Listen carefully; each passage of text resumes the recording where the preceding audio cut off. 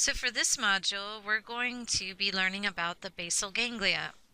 But before we start, let me just kind of put you in context of what we've learned so far and where we are now. So far, sorry, in this module, we have learned about the hindbrain, which is the medulla, the pons, the cerebellum, and then we have the reticular formation running up right here. Then we went to the midbrain, which is about this area right here. This would be the tegmentum. Up here would be the tectum, the substantia nigra. You didn't have to know where those are, but you needed to know that the superior and inferior colliculi are located in the midbrain. And then we learned about the pineal gland. After that, we came up to the thalamus area right here, and the hypothalamus area, and the pituitary gland, and the olfactory bulbs. So where we are now is we're in the set of structures that's wrapping around this thalamus. Before we go on to the next slide, back to the basal ganglia, let's go over this yellow corpus callosum because it's a nice picture. So the corpus callosum is the network of fibers that cross from right to left, that connect the right hemisphere of the brain to the left hemisphere of the brain. We'll be learning more about that in later chapters. So here's the basal ganglia. So I just showed you that we had gone over the thalamus. So this area right here is the thalamus, and these gray-blue structures are, this is supposed to be a three-dimensional picture. So these gray-blue structures right here, what they're doing is they're kind of wrapping around the thalamus. So these are not on the outside. This is an attempt to show you a three-dimensional view. So what these are for is these are for movement patterns. So they're heavily connected to the cerebellum. So I talked to you about like, oh, okay, so when you guys are typing, you don't think about where the letters are anymore. It's kind of a pattern. It's a movement pattern. It's something you don't have to think about anymore. And when you first started to learn to walk, every step was like really conscious, that you had to think about every step and really practice with it. But now you walk without even thinking because it's a movement pattern. When you first started to drive, you had to watch every little detail of your driving, but now it's kind of an unconscious process. So this is the basal ganglia, kind of these unconscious movement patterns. So the main structure of the basal ganglia is the globus pallidus, the caudate nucleus, and the putamen. So I'd like you to remember those names are part of the basal ganglia. You don't have to know where they are, but if you were to read those and I asked you like, hey, where would I find the globus pallidus? I'd like you to know it's not in the limbic system, it's in the basal ganglia. So when I was a kid, we had reality shows too. This was back in the 80s. And we didn't have as many reality shows as now, but we did have some. And a couple of them were real people, and also was That's Incredible. So what you would do is you would watch it, and it would be people doing incredible things. So I remember a long time ago that there was this guy that definitely wasn't a bullfighter, and he got into the ring with a bull, and the bull was charging, and then all of a sudden he had a remote control, and he clicked it, and it made the bull stop dead in its tracks, and it kind of turned around, and it said, "That's incredible." And it was like, wow. But guess what?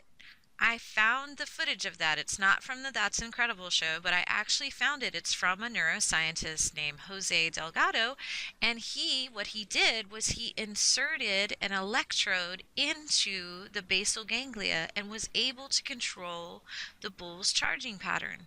So I want to show you that right now, and then we'll come back and tell you about some other interesting things about this basal ganglia.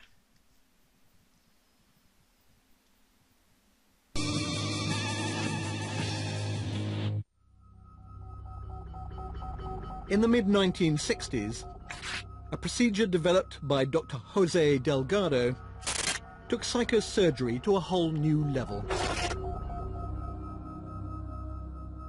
I was continually thinking about the brain, about the possibility to do research, about the possibility to go inside, in the depth of the brain. Rather than cutting things out of the brain, as Walter Freeman had done, Delgado decided the best thing to do was to insert something into the brain. At Yale, Delgado became fascinated by the idea that electrodes implanted in animals' brains could control aggressive behavior.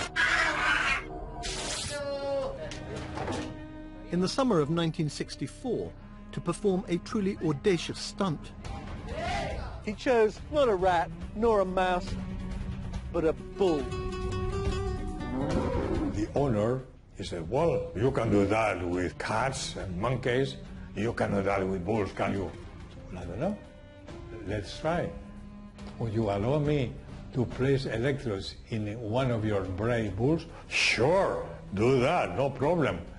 But you will not be able to pacify him. I don't know, maybe not. Let's try. Dr. Delgado really did intend to stop an animal specially bred to be aggressive in its tracks. This footage shows Dr. Delgado in action.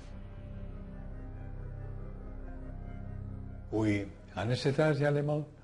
There we implanted electrodes in the head. Well, next day the bull was normal, and the bull was just going around charging against anybody who could be in the bull ring. It's not completely normal. Then I thought, well, I know a little about bullfighting, so I'm going to test this by myself. Delgado leapt into the ring with an extremely dangerous animal, armed with nothing but a remote control. He was betting his life that this would work. The animal was a few feet away.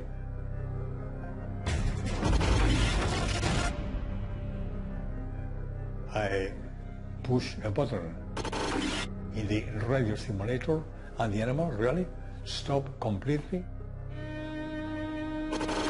It was frightening, but it was an experiment.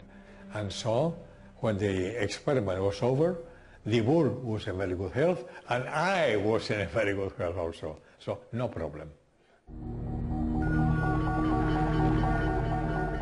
Jose Delgado was jubilant and saw the success of his experiment as just the beginning. That took us to another big step. If electrodes implanted in animals are possible, can we implant electrodes in the human brain? To many people, this vision of brain manipulation was not thrilling. It was downright terrifying.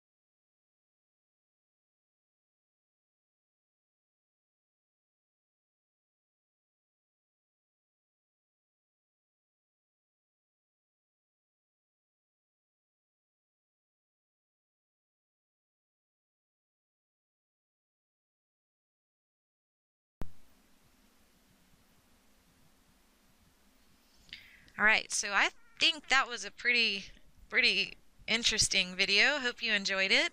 Now I'd like to tell you about another study with an animal, and I'm sorry that it hurt the animal a little bit, but you're going to find that that for research methodology with the brain, unfortunately, we've had to look at a lot of brain damage, and a lot of information that we've gotten is from people that have gotten brain damage. I'm going to be telling you the famous story of Phineas Gage in upcoming modules that taught us so much about the brain. So this one is about a cat. So they put an electrode in the cat's basal ganglia, and with the bull, what they did was they just snapped the electrode. They just made it flash. And by making it flash, it caused the bull to stop and kind of turn like what you saw. But with the cat, they turned the current way up, so it actually damaged the basal ganglia. And what happened to this particular cat is it became the Energizer cat, is it could never stop walking. I know it's really traumatic. They did take good care of the cat, but it did take its definite health toll on the cat. But this is showing how that behaviors that we can't stop would be controlled by the basal ganglia. So can you think of any abnormal behavior that humans engage in that you could say, maybe that's the basal ganglia? What do you think? I'll give you a chance to think. Abnormal behavior that you could look at and say, basal ganglia. Okay, I'm going to tell you. Obsessive compulsive behavior. So you see people washing their hands, and they tell you, they say, I know this is wrong. I'm washing the skin off my hands. I can't stop. This is terrible. I can't stop. I have to do this. Or they're checking the lights multiple times, and they know they need to stop, but they can't. It's just like this overwhelming urge to do it. Where we found this activity is in this caudate nucleus.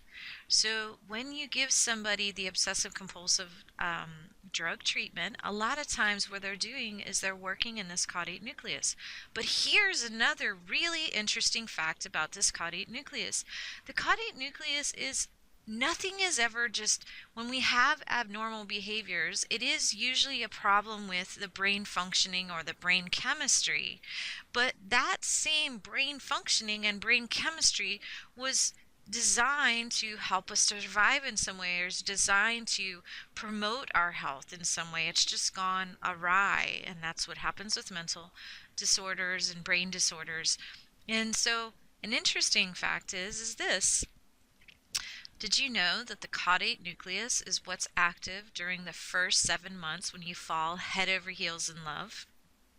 Yeah. So when you first fall in love, for about 7 months, you are actually in an obsessive compulsive zone. They've studied it, and you think about your lover thousands of times a day.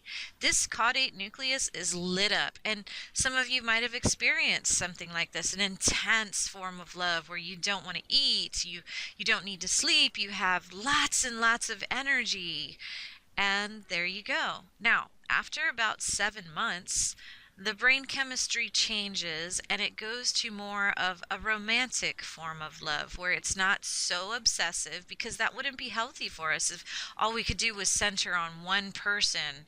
7 months, that's long enough. After about 7 months, you need to start to do some other things, relax a little bit, get into that zone. So, but here's the question. When can you tell the difference? Is this love or is this lust?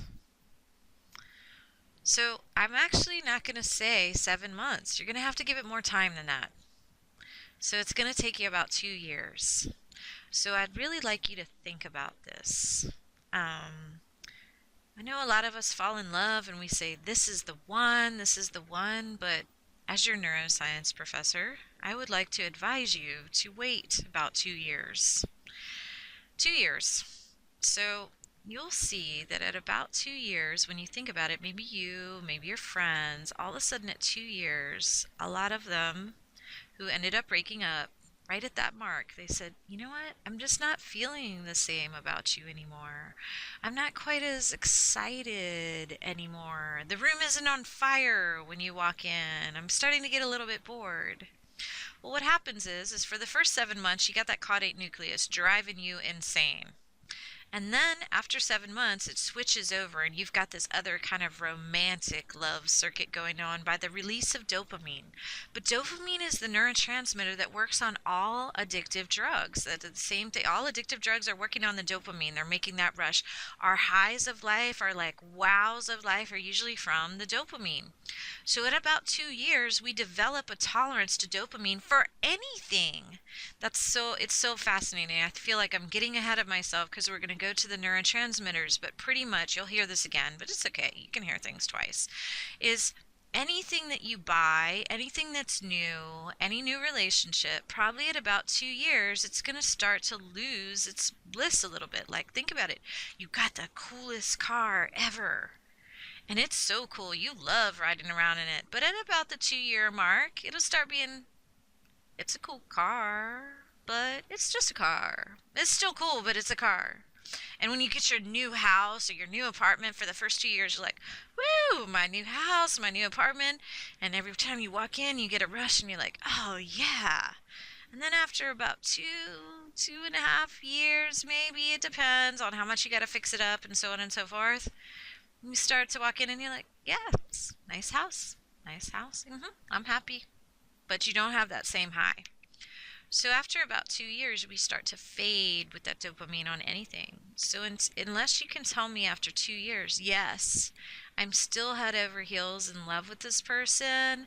They're my best friend in the world. We have so much in common. We can do so much fun. And I'm not sure. I'm not sure. So my professor, my neuroscience professor, he said, well, class, if you expect that romance to last past 2 years, you've just got another thing coming because it's going to fade. You're not going to have it. I was like, wow, so negative, so negative. I hope that doesn't happen to me. But what he was talking about is this dopamine fade thing, and I think it's good for all of us to kind of know about it, to like just respect it. Okay, we're best friends. We got a lot going on. We can still rekindle this dopamine by doing some new things together. But this is just a normal part of everything. Okay, so hopefully you found the basal ganglia pretty interesting. It's the area where Parkinson's disease affects, and so now we're sticking electrodes in humans to try to help the Parkinsonian symptoms.